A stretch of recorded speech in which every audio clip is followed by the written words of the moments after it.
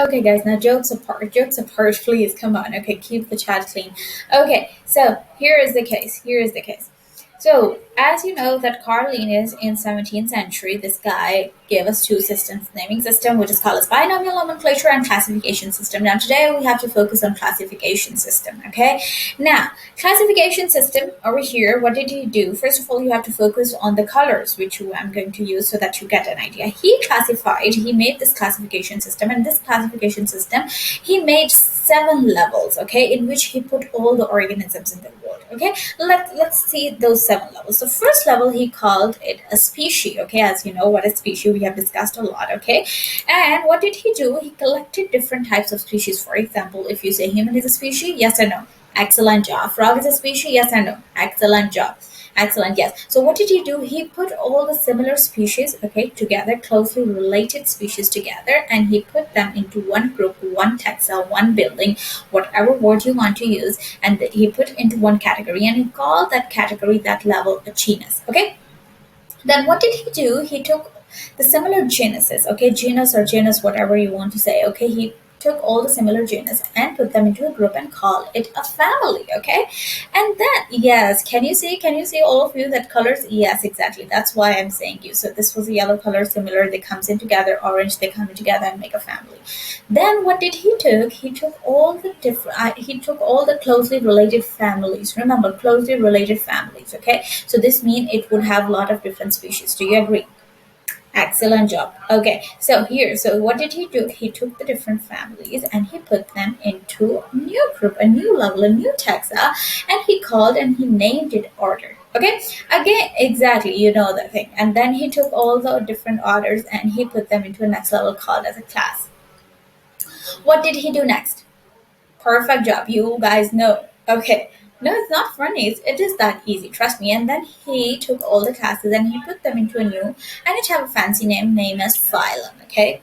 Exactly, like phylum. Yes. Okay. And then he took all the phylums together and he put them into a category called it kingdom. Okay. Sometimes in some books they also put all the kingdoms and make it into a one big group called as domain. I'm not touching it right now. Maybe I will tell you at the end of the lessons. Okay. So over here, so these are the 7 levels. Okay. Now let's suppose if you see here, human is a species. Do you all believe? I am providing you over here the list of organisms. What I want you to do is that you have to pick the closely related species, first of all to humans, and put them into next group, and then you will see which is the closely related the next one, and then put them into other group. Okay, so I'm giving you 3 minutes to do it. Let's see if all of you can do it. Is it clear? What is eye ear? Where is eye ear? Oh, it's AA. These are small monkeys, okay? Yes, these are small. Oh, you guys don't know it. They're small monkeys, yes. Okay, so I'm giving you 3 minutes. Please go ahead. Okay, is it done, guys?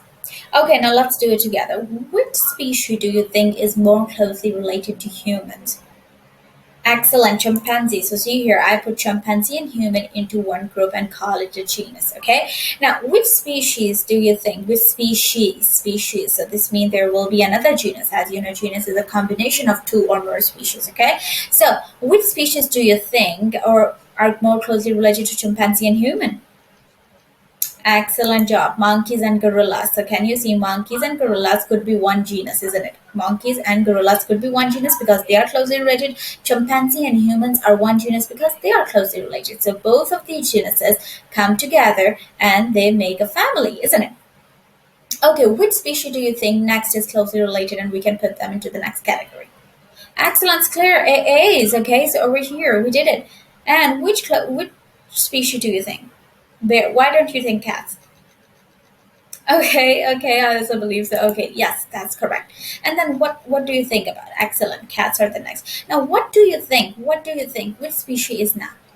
Okay, do you believe that even though exactly this is your question, fish, snake, lizard, bugs, and ants are not like completely not related. Okay, they are not closely related to bear, cat, apes, gorillas, monkeys, chimpanzee, and humans. But do you believe that these category of humans, chimpanzee, monkeys, gorillas, apes, cat, and bear, these ones and snake, bug, lipid, bugs, and fishes, both or like both of these categories are animals?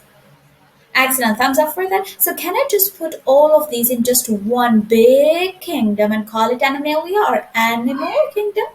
Excellent. This is what I'm doing. Okay. So what did I do? I put fish, snake, and all of them into a big category and call it Kingdom Animalia. Is it fun? Exactly. It is. So over here it is. So we have seven main things and we all of them are together. Now the thing I want to make sure that it is in your head. Okay. Here.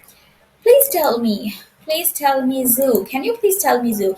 Is humans more closely related to chimpanzee or they're more closely related to bears? Chimpanzee. Okay, so are humans more closely related to chimpanzee or they're more closely related to apes? Chimpanzee, correct? So can I say, have you seen a pattern over here that humans are getting far away from the initial? Exactly. This is the technique. Okay, this is I'm telling you the things which will move, okay, which are more far from the initial point, this means they are less closely related. Okay, they are not more closely related. Okay, the organisms which are together, this means they are closely related. So can you see that humans are very far away from fish, so this means they are least closely related, they are not that closely related. Okay, is it, does it make sense? Excellent job. So we have seven main categories which are here. Each of these levels of classification, there are different names of these levels depending on the organisms we are talking about. For example, over here.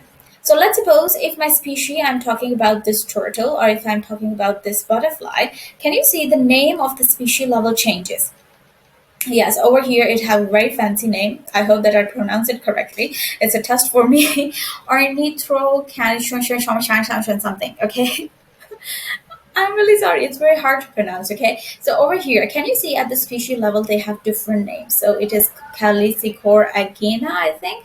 Yes. But at the family level, again, the name changes according to organisms. Yes. Nymphalidae. Yes, exactly. Now, at the order level, if you do it Lepidopetra, so this means that the species which will be similar to butterfly, if I put them into one category, exactly, they're gonna create a family, and then if other wills come together, an insect. So they have different names. They have different names. Each level, the name gonna change. Okay, so you could say this is the name of the buildings, and these are the names of the rooms depending on that which organisms are present in that. Okay, does it make sense?